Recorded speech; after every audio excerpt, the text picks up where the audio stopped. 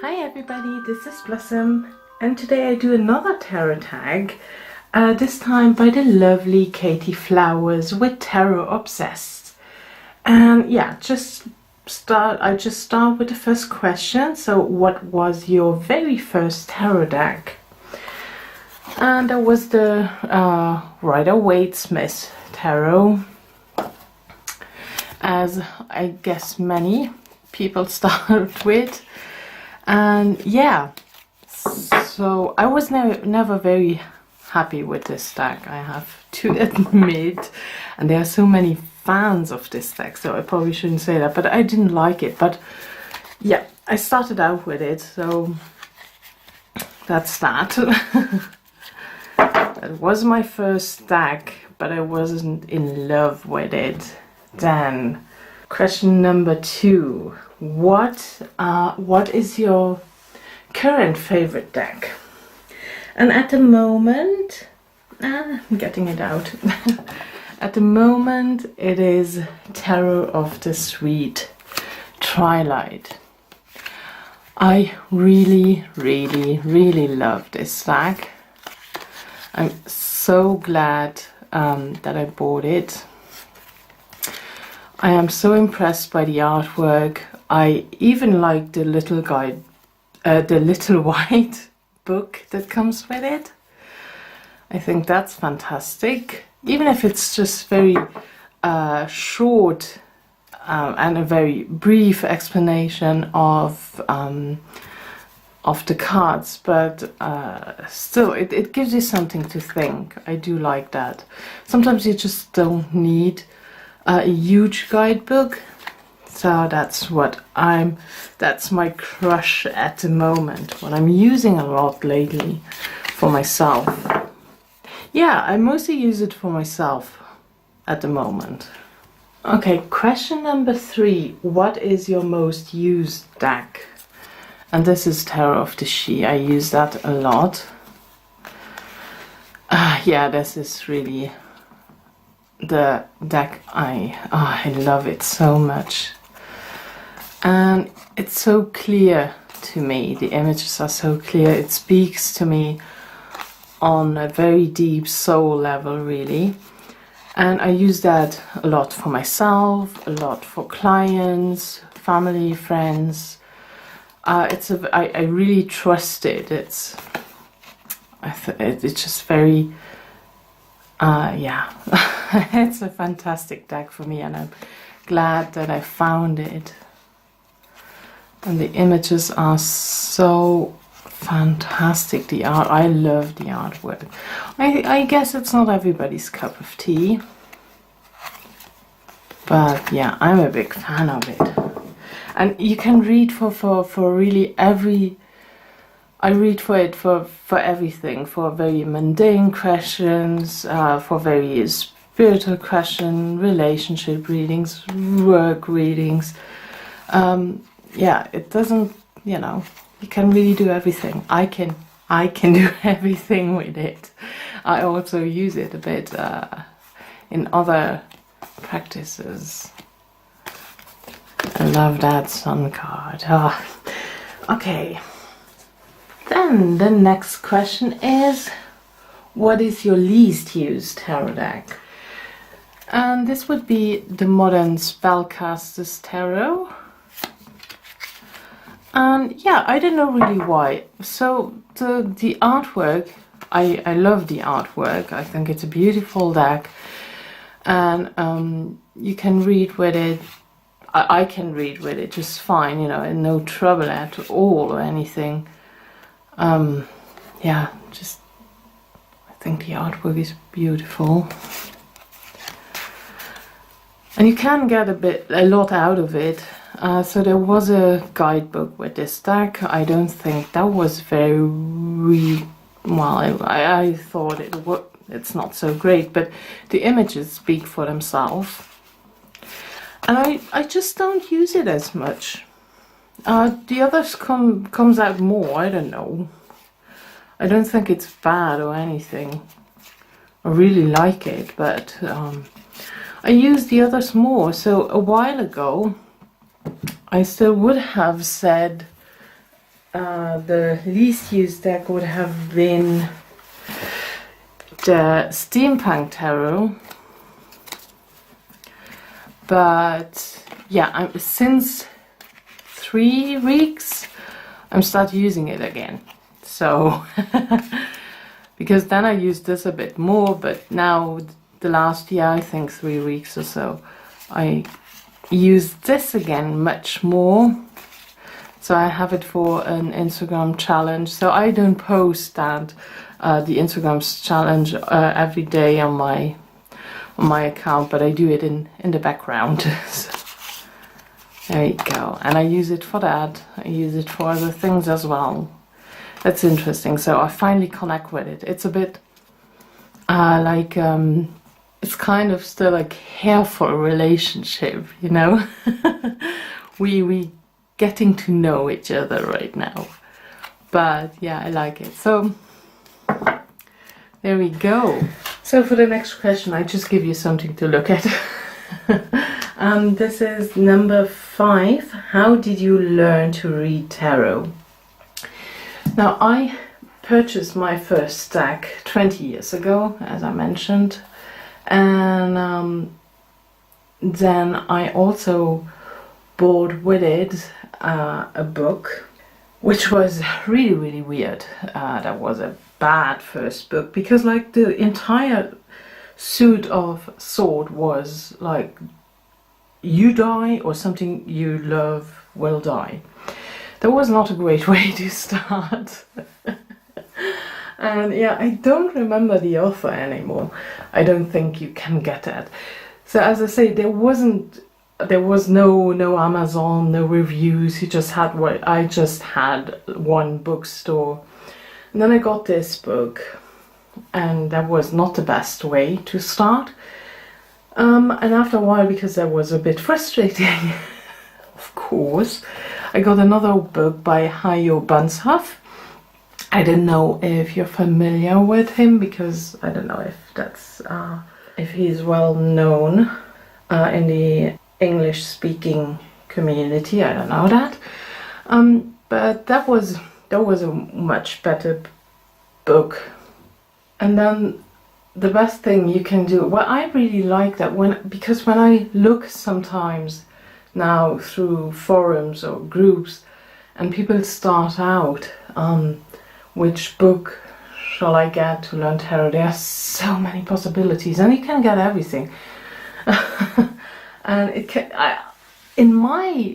how I would see it, if I would start right now to read the tarot, I would be so overwhelmed, because you have so much information. It can be a bit, it can be a bit much. So I had that one book, and then my cards, and then what is most important, practice, practice, practice. And that's what I did. So I did do readings for myself a lot. Then I did readings for fictional characters a lot. So when I was reading a book, and then of course family, friends, even stuffed animals. Why not? Just to get a feel for it. And yeah, I never had an idea about doing like a daily draw. I didn't do that. And when I see now how you should, mostly it's recommended now, do a daily draw, start small with a 3-card spread. I never did that. I started right away with the Celtic Cross, and that's what for a very long time, that's what I did, a Celtic Cross. All the time. That's what because I'm a bit fed up with the Celtic Cross. But it was, for me personally, I know that many people say that it's too much, too many cards, but for me it was very easy to read, and I really always liked it to do it. And I still think it's a good spread, to be honest. I do it from time to time, and then I'm always like, why don't you do that more often? Because it gives you a lot of information. Yeah. So I've learned tarot with one book and a lot of practice. But what really let's take the cards away. What really, where I got deeper into, where I've learned more, I feel that I've learned more, was when I got this tarot, the Druid Craft. This really speak to me much more than the traditional Rider-Waite-Smith. There we go. Sorry about that. Yeah, this was, I understood those images more, and it was easier for me to read with this deck, and also this guidebook. So my deep understanding of tarot comes from this book. Sorry, it's in German, so yeah, that's there. I think I've actually started to understand tarot better and to really learn it. There we go. And then question number 6, what do you use tarot for? I just show you another deck just because, what did I do here? Why do I do that?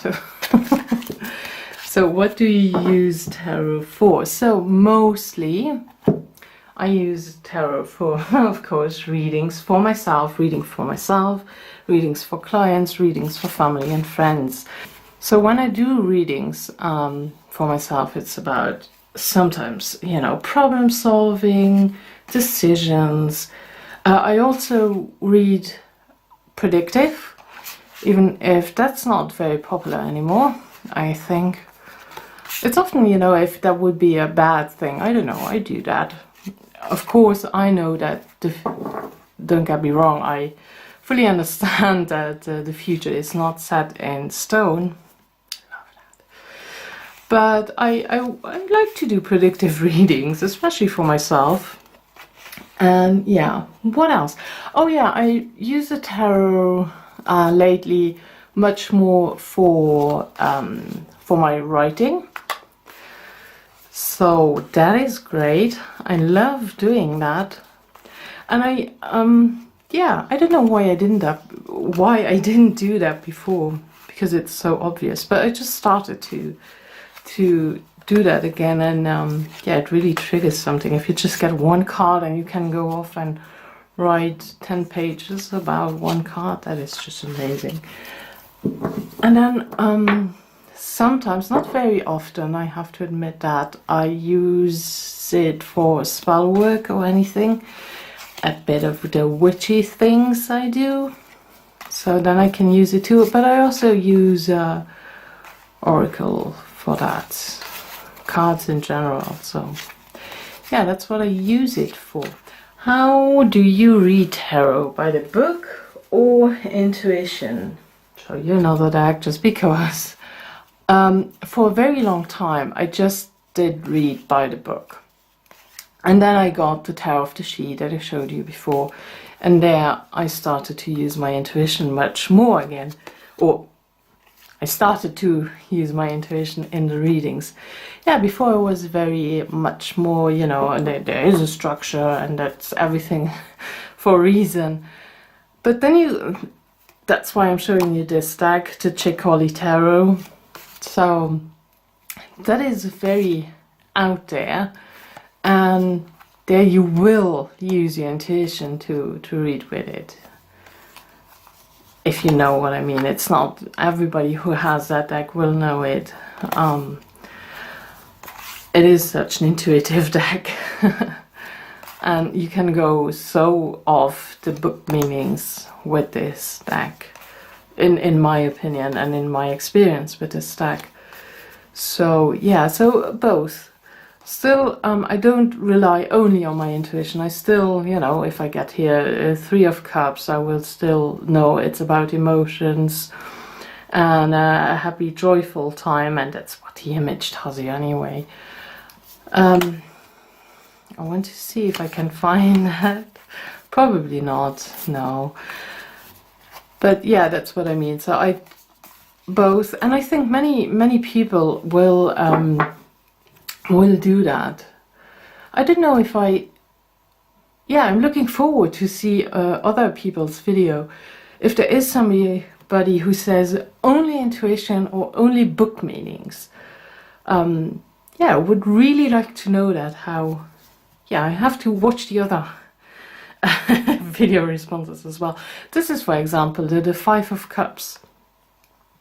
I couldn't go by the book meaning of the Five of Cups with that card. Not at all. It's such a beautiful card and it's so strong and it has a very personal meaning for me. And yeah, but that's really not the Five of Cups for me. There we go. And question number 8, do you use spreads? And as you can see, yes, I do. I love spreads.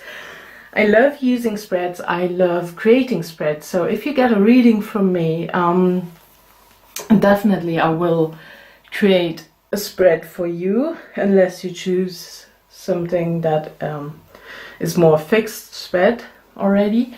But yeah, I love creating spreads, and I like to have a bit of a structure in it. So I want to know what the positions mean. I do read freestyle for myself, so a bit like a 9 card, and then it's a bit body, mind, spirit, past, present, future. Then I look a bit in the middle and what's around, so a bit like Lenormand. So I freestyle just for myself. I'm not really confident to do that for others, if I'm honest, because I find it easier if I have a position. This means that, this means that, then of course seeing the spread as a whole. But I'm more comfortable if I know what position exactly means. I need that structure. And the reason why I create spreads, you can have a general spread like a Celtic cross, but probably, yeah, for me it's better to have a concrete question for your situation exactly. So if I ask very specific, so then I really want to have the specific question. That's why I use spreads. There we go. Number 9, do you mix tarot with other divination systems? Yes, I do. So I mix it with Oracle. Just an example Oracle here. I really do like that. Sometimes I have, like, when I do a reading, then I have the first card as an underlying energy, and I use Oracle cards for that, and then I will have still tarot cards upon. Or I do a tarot reading and then I will have a more general, afterwards a more general Oracle reading. And I also, for daily draws now, I just I have tarot cards and Oracle. So for the then sorry, I'm struggling for words. So when I do a daily draw, first I will pull a card for the general energy of the day and mystery. And then I will have like an energy and focus and action card tarot. So I mix it a lot. And what I do lately, of course, if you know my channel a bit, you know that I work with the OM, so I also use the OM staves for my own readings only at the moment. I will probably offer that at some time, but for right now I just do it for myself. Yeah, and that's quite, you know, you can take your staves, because I have very small ones. I've made them myself, and I wanted to have them smaller, so you, and with my tarot bags, you just, you know, can put them in there with the tarot or oracle cards. So yeah, I like to mix it up. And then question number 10, what makes a great tarot deck? I don't think that is so easy to answer. First of all, and I guess many will give that answer, it's the artwork. So I don't know, but I think that is like the prettiest deck that I have. And the artwork is beyond. It's just, yeah, saying great, fantastic, amazing. It's just not enough, in my opinion. I think that is, yeah, it's just stunning. And so first of all, the artwork, and if the artwork speaks to you, I guess there is, or I want to say there is, how do I say that? So, as if you could feel the intention behind the deck sometimes, that somebody really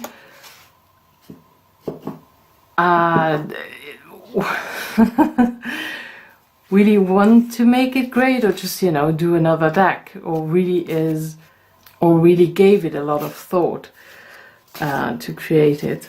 But there are also tarot decks with pre-existing artwork that I think they are great, like the Chicoli Tarot. It still speaks to my soul. Yeah.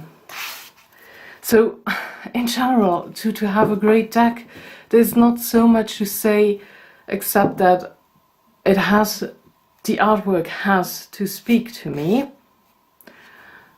And I want to feel some love in the deck, that there went some love into the deck. And also, for me personally, again, I like when it's a bit out there, so we don't have an exact clone of the Rider-Waite-Smith. That is my personal preference. So this is a good example. This deck is a good example for that. So you can really see this is definitely not a clone.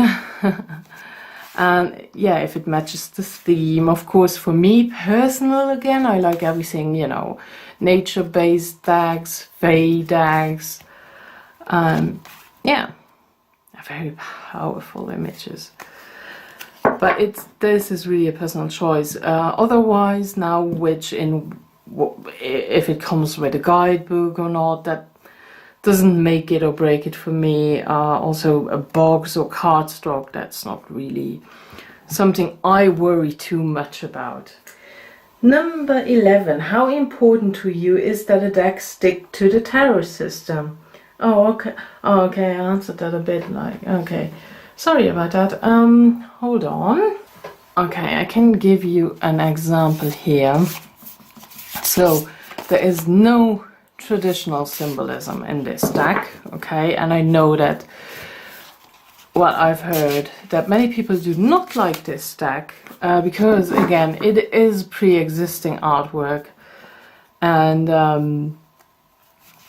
so we have no traditional symbolism in this deck. But it works for me. It still really works for me. So there I can answer that it's not important for me that it sticks to it.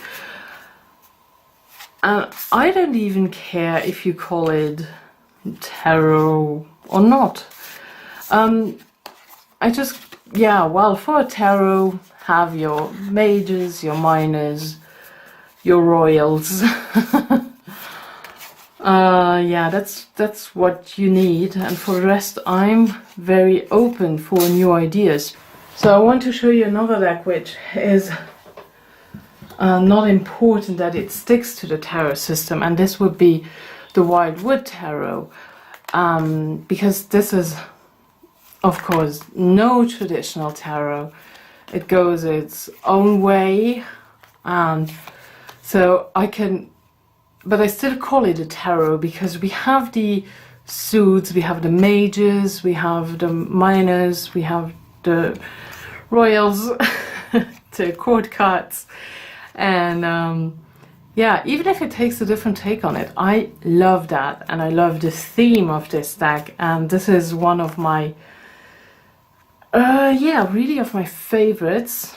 I love to, yeah, this is such a personal deck. I've never did a reading for somebody else with this deck, and I don't intend to do because it's such a personal deck for me. And we don't have the traditional tarot system in here, but well, let's say the Rider-Waite-Smith, because you can, you know, it's just not that. You can do whatever you want, as long as it has the 4 suits, and then it's a tarot deck. 78 cards, and if you want to put 1, 2 more in, then you do that. So I'm really okay with those things, and I don't care how you call it. If you call it a tarot or oracle, it's just labels, you know.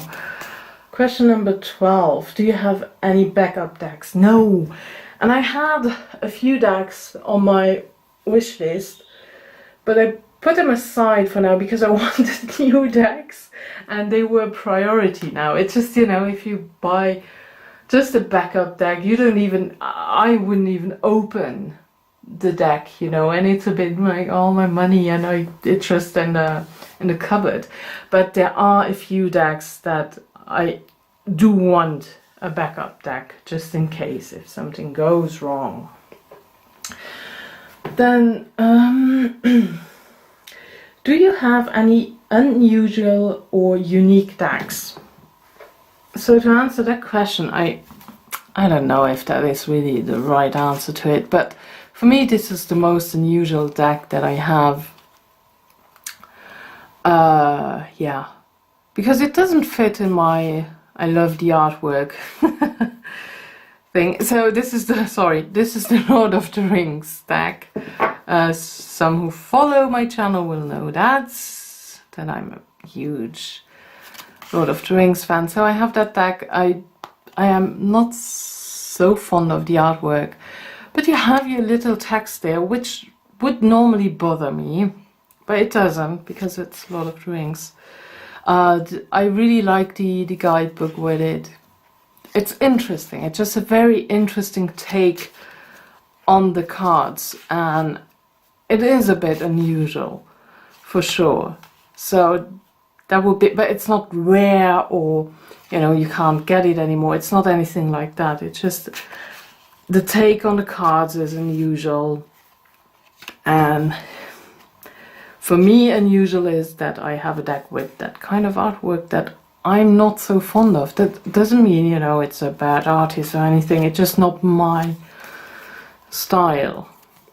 But I can read with it. I don't use it as much, but every time I do, it's really clear. But I use it mostly for myself, you know, because this is my thing. Okay, question number 14. What's your current deck crush? So, and as I understood, this is more a question for what you don't have, what you see, what you would like. And this would be, oh, I'm wrong here, but I answered the question like this. So what I really would love to have is the Alice Tarot by Baba, but but yeah, that's not going to happen. So I don't know. That's the only one that I really have a huge crush on. It's I love Alice. Alice is really a thing. So this would be my other crush that I will get in April. The Wonderland Tarot, I don't know the title, by Eugene Smith and Barbara Moore. So that will come out. So I will have an Alice theme deck at least. Question number 16 is, do you read reversals? No, I don't, because my brain doesn't work that way. As I say, the art is very important in the readings for me. And if I would have that like this, that wouldn't make any sense, and I couldn't see the images properly. And yeah, I wouldn't be a fan of that. So no, I don't read reversals physically, but I just know when they would be reversed, and I don't know why. I know that it just, you know, it's a feeling, oh, this card is in shadow. Also because I do use spreads with their positions, so you know already, is it in a more shadowy meaning or not. So of course in this case you have to know the reversed meaning or the shadow meaning of the card. So every card you read from 2 points of view, and I always thought that's even a bit more complicated than just read straight up, upright or reversed, because for every card I read the 2 aspects of the card. So I stop now, this is weird. And even if I would say, you know, oh, okay, this is the upright position, I always consider the shadow side of it. Always remember myself when I do a reading for myself, or if I read for somebody else, I always remember a bit the shadow meaning, and this will go into my reading as well. Okay, so I hope that was clear. And then we go to the last question, 16. If you could only use one deck, which would it be? I think that is what deck do you use most? Quite clear in my case. So again, this would be the Tarot of the She. If I really could only have one, this is my soul deck. I love it with all my heart, and I can read it in for every topic. Yeah, it's kind of, actually when you say it like that, okay, if I could only have one, and then I am quite, you know, I can give you the answer. I don't have to think about it. It's a Tarot of the She. It's not hard for me to choose. Why do I still have other tarot decks? Because I could have been done with buying tarot decks after that. But it's just, you know, I'm also a friend of art, so yeah, you want more art in cards. But yeah, this would be my yeah, I just need that. I would miss Druidcraft. Yeah, there we go. And that's it. I hope this wasn't too boring. Thank you very much for watching. Much love and blessings, and bye bye.